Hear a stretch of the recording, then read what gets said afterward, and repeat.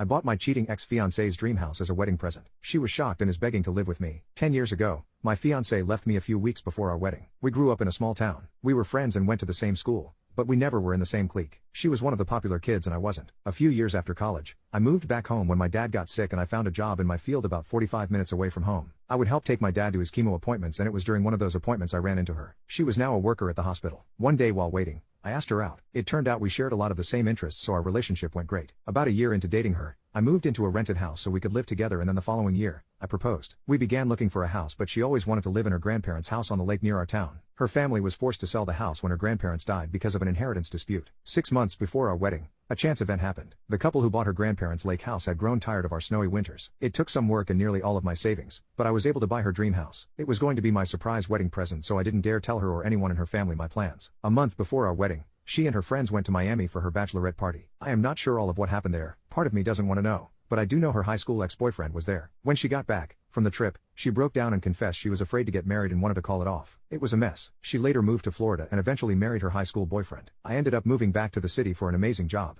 In the meantime, I still had the lake house, and with the help of my parents, we started to fix up the lake house. It took a few years. My mom and dad would look after the contractors while I was in the city. Having the house was perfect when everything was locked down because I could escape the city and work remotely from the lake house. I now live here full time and work remotely. Then this summer we had the 4th of July at the lake house. My sister-in-law used photos from the lake this summer in her Christmas card, and one of those cards made it to my ex's cousin. The cousin recognized the house. The Saturday before New Year's, ex's mother and sister were at my front door. After pleasantries and answering their initial questions, they made an offer to buy it, but I refused and they were not happy. A few days I got a call from ex, and this was the first time in about 9 years she had talked with me. She called me in butt for keeping this from her. But what made me was when she asked when she could move in. I asked, "What do you mean by that?" She paused and said, "I know this is just your way of telling me that you are still in love with me. I am just making it easier for you. No need for the chase." I was in absolute shock, but I commended her audacity for thinking such. I told her, "We currently don't need a housekeeper, but I'll save your number," and hung up.